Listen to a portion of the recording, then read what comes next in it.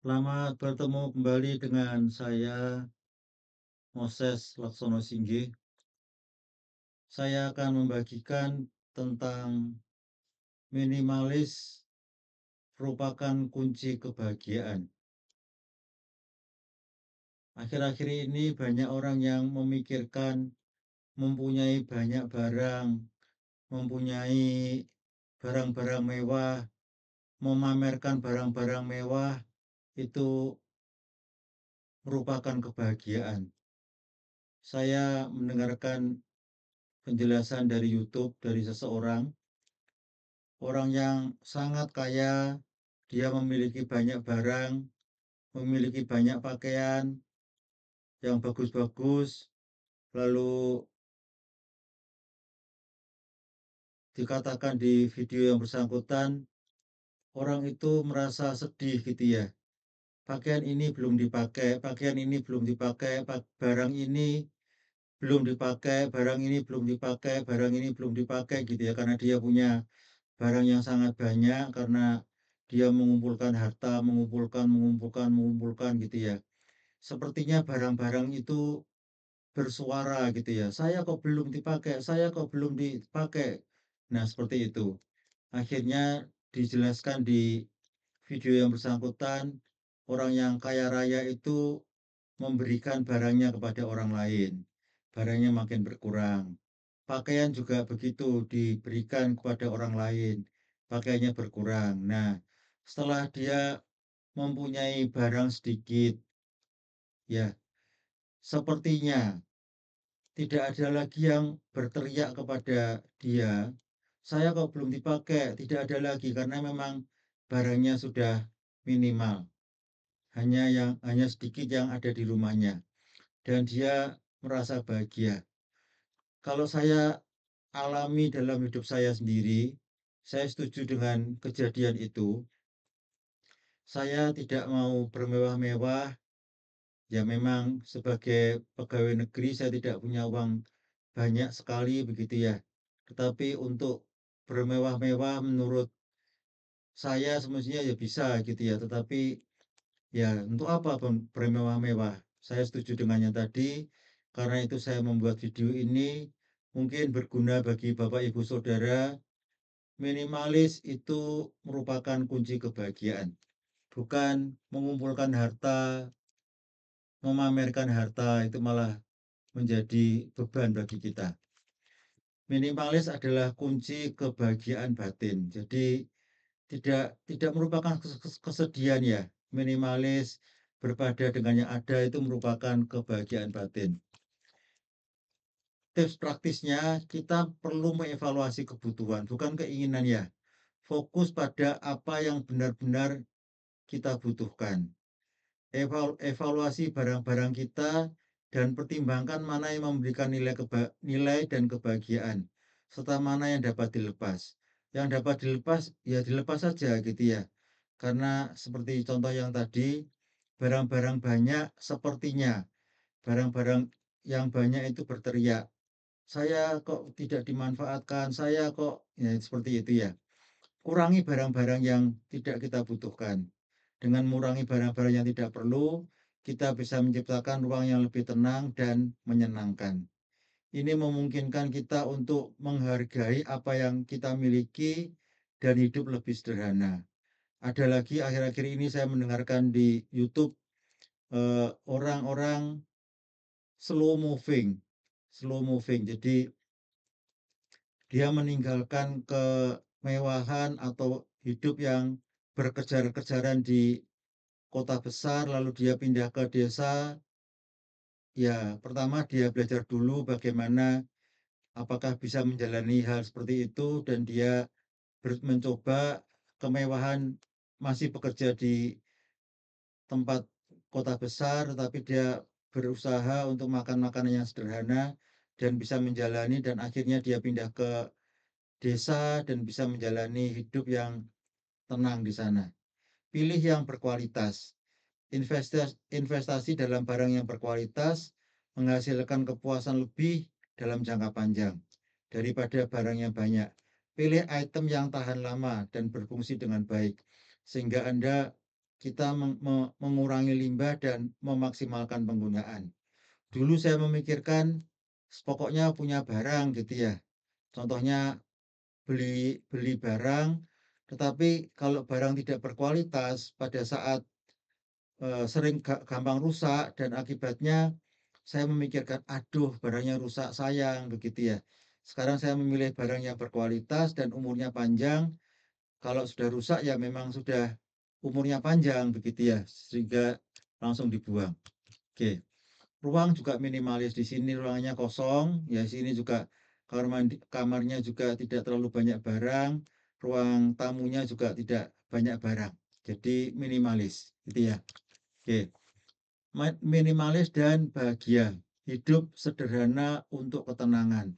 Anggaran yang bijak, mengatur keuangan dengan cermat, meningkatkan kontrol dan memberikan ketenangan dalam hidup sehari-hari.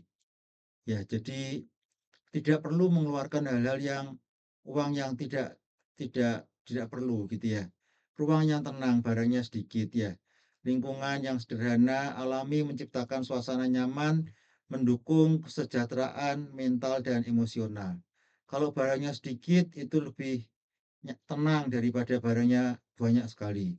Investasi cerdas, menginvestasikan waktu dan usaha dalam hal yang esensial, memberikan kebahagiaan, rasa syukur yang lebih mendalam.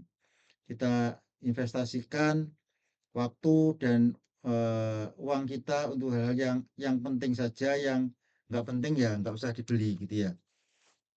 Menjalani hidup sederhana. Sekarang hampir setiap hari saya berjalan dengan istri saya untuk menyehatkan badan. Ya tidak perlu olahraga yang aneh-aneh lah, jalan kaki. Kebetulan di dekat rumah saya ada perumahan yang mewah begitu ya.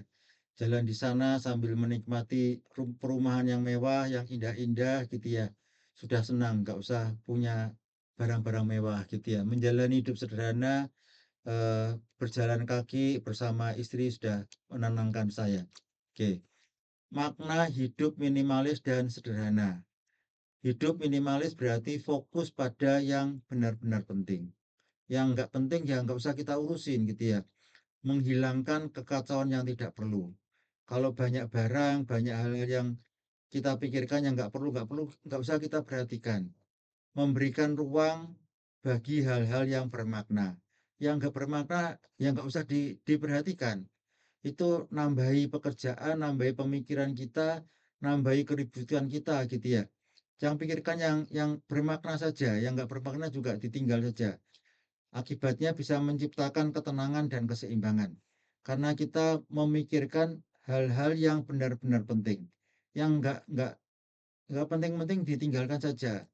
Umpamanya ada WA group isinya bercanda-bercanda atau berkata-kata yang jorok-jorok gitu ya, ya tinggalkan saja, nggak usah diikuti gitu ya, supaya hidup kita tenang. Berita-berita yang menakut-nakutkan, ya itu ya tidak membuat hidup tenang, itu nggak usah terlalu dilihat gitu ya. Oke, mana hidup berpada dan keseimbangan dalam kehidupan. Hidup berpada berarti menciptakan keseimbangan antara kebutuhan dan keinginan. Kalau kita memperhatikan keinginan nggak ada habisnya, ya nggak ada habisnya. Pada saat pandemi saya membuat ruangan studio, eh, dan saya modali begitu ya. Saya membuat ruangan yang kedap suara seperti yang saya pakai sekarang. Saya membeli mic baru, membeli kamera baru. Lalu saya pikir lagi, kalau saya meneruskan keinginan ini nggak ada habisnya. Sehingga saya menyetop keinginan barang-barang yang mungkin tidak perlu itu. Saya memikirkan apakah itu dibutuhkan. Ya, yang saat ini saya gunakan sudah cukup dan melebihi kebutuhan saya. Memastikan bahwa tidak berlebihan atau tidak berkekurangan dalam hidup. Ya, demikian juga dengan pekerja ya, nggak usah terlalu ngoyo begitu ya.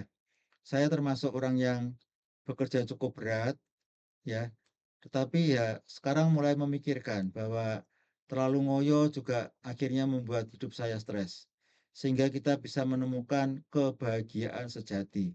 Kebahagiaan sejati bukan karena hidup mewah, tetapi dalam hal minimalis. Ya, keterkaitan antara minimalis dan hidup berpada, menata luar dan dalam. Minimalis membantu kita menata hal-hal luar dan dalam kehidupan kita. Berpada mengajak kita untuk menata hati. Ya, nggak usah hidup mewah dan seterusnya. Lama-lama kita terbiasa dengan hidup berpada. Kalau orang lain punya barang-barang mewah, ya biarkan dia pengen pengen barang mewah gitu ya. Nah, kalau kita bisa seperti itu, kita bisa berpada, tidak selalu menginginkan apa yang dimiliki oleh orang lain, maka kita bisa bahagia. Keduanya berkontribusi pada ketenangan dan keseimbangan dalam menjalani kehidupan sehari-hari.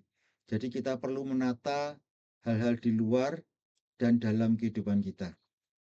Oke, mengurangi beban pikiran, mengurangi stres dan kelelahan. Hidup Gaya hidup minimalis mengurangi stres dan kelelahan. Ya, minimalis saja, nggak usah yang terlalu ngoyo-ngoyo begitu ya. Orang lain memikirkan apa, ya sudah, silakan saja seperti itu. Saya tidak perlu seperti itu. Apakah saya tidak berusaha? Ya, saya berusaha melakukan yang terbaik, tetapi sesuai dengan kemampuan saya. Ya, tidak usah sampai kelelahan. Tidur juga tetap tidur dengan 8 jam sehari begitu ya. Tetap bekerja sungguh-sungguh. Saat ini saya masih menjadi dosen dan saya mengajar sungguh-sungguh. Saya membimbing sungguh-sungguh dengan kemampuan yang saya punyai, tetapi juga tidak perlu sangat apa ya, over bekerja sangat berat begitu, nggak usah. Memberikan fokus pada hal-hal yang bermakna. Kembali lagi, hal-hal yang tidak bermakna ditinggal saja. Menciptakan ruang untuk beristirahat. Ya, pada saya 5 tahun di Australia dan saya belajar cukup baik di sana. Pada saat di Australia sana, dosen wali saya mengatakan bahwa istirahat itu perlu direncanakan. Jadi yang dilakukan oleh dosen wali saya, pagi-pagi dia berangkat ke kampus, lalu jam 12 siang dia main tenis. Dia beristirahat sambil main tenis, begitu ya. Setelah main tenis, dia ganti pakaian, dia bekerja lagi. Nah, pada saat saya akan mengikuti seminar di luar kota, dia mengatakan, setelah seminar kamu merencanakan untuk jalan-jalan dengan teman-temanmu. Nah, itu beristirahat perlu dijadwalkan. Orang Indonesia seringkali pada saat kita bekerja termasuk beristirahat. Pada saat kita beristirahat termasuk bekerja. Nah, itu yang tidak baik. Menikmati momen sederhana dalam hidup. Ya, tidak perlu yang mewah-mewah. Ya, makan yang sederhana, jalan kaki ini ya, setiap untuk menambah kesehatan yang saya lakukan hampir setiap hari saya jalan bersama istri, tetapi kadang-kadang saya harus berjalan sendiri karena eh, istri saya punya kesibukan yang lain. Ya, itu yang saya lakukan. Jalan sendiri itu juga tidak apa-apa karena istri saya ada kesibukan. Menikmati hanya jalan kaki saja bisa dinikmati gitu ya. Oke. Menemukan kebahagiaan dalam kesederhanaan. Kebahagiaan dalam momen sederhana, menghargai hal-hal kecil dalam hidup membawa rasa syukur yang mendalam. Gitu ya. Momen sederhana bersama keluarga ya, ini yang sebelah kiri dapat mengisi hati dengan kebahagiaan yang hakiki dan mengurangi rasa perbandingan. Ya, bercanda dengan keluarga seperti ini sudah menyenangkan bagi saya dan istri saya dan keluarga saya. Hari Minggu setelah pulang gereja, anak-anak berkumpul di rumah, bersama-sama di rumah saya itu sudah berbahagia gitu ya. Nggak usah yang mewah-mewah. Membawa makanan dari luar dan dimakan di rumah itu sudah bahagia. Nggak usah yang mewah-mewah, ya. Oke, yang berikutnya. Inspirasi hidup sederhana, nikmati waktu bersama. Nikmati waktu bukan harta, ya. Menghargai momen sederhana bersama orang terkasih dapat membawa kebahagiaan. Fokus pada pengalaman dan hubungan yang bermakna, bukan kepemilikan materi. Jadi waktu ya, pengalaman dan hubungan yang bermakna. Saya bertemu dengan anak, bertemu dengan cucu, itu sudah merupakan kebahagiaan. Berkumpul bersama-sama, bergurau bersama-sama, menikmati makanan sederhana, itu sudah menciptakan kebahagiaan yang sejati. Bukan yang mewah-mewah, yang sederhana saja. Oke, akhirnya saya menyimpulkan bahwa minimalis adalah kunci untuk menikmati hidup ringan, ya, damai dan bahagia. Bukan kemewahan yang membuat hidup kita bahagia, tetapi minimalis. Terima kasih sudah menonton video ini sampai akhir. Silakan like, subscribe, dan share untuk kepada orang lain, supaya orang lain juga bisa menikmati kebahagiaan seperti yang saudara dapatkan. Sampai bertemu pada video saya berikutnya.